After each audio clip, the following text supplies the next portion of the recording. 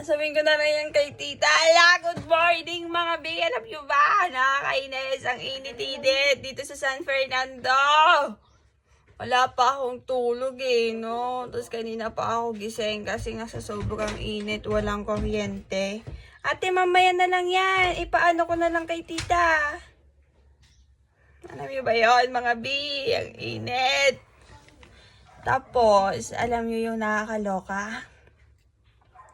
Walang tubig. Kasi nga po yung tubig po namin dito sa boarding, di kuryente. Paano tayo niyan, na? Ang init. Wala pa akong tulog kasi kagabi. Ay, madaling araw na pala ako natulog.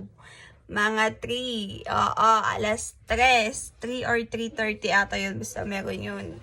Tapos ayun, nagising ako kanina ang aga-aga. Mga 6 a.m. O, alas 6. Kasi biglang namatay yung electric fan. Nakakainis. Pero kahit ganon, pilit-pilit ko pa rin ako makatulog. Pero wala na talaga. Ang hirap talaga matulog. Tapos ngayon hindi pa ako makaligo. Walang tubig. Nainis na ako. Paano ako makakaligo yan? Dadagat na lang ata ako. Ay, wala din. Kailangan din ng pambanlaw. Paano? Kung kailan naman hindi ako umuwi sa bahay tsaka pa nawalan ng kuryente dito sa San Fernando. Dahil pala umuwi na ako Kaso kasi kailangan ko paanoin yung para dun sa field trip sa Monday.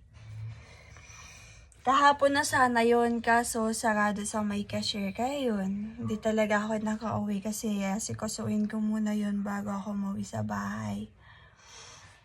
Gusto ko na maligo. Tingnan yung mga wala pa akong hilamos, wala pa akong toothbrush dahil wala kaming tubig. Ang tubig. Paano na ako yan? Ayain nyo na ako lumabas mga B. Hindi ko lang saan ako makakaligo nito.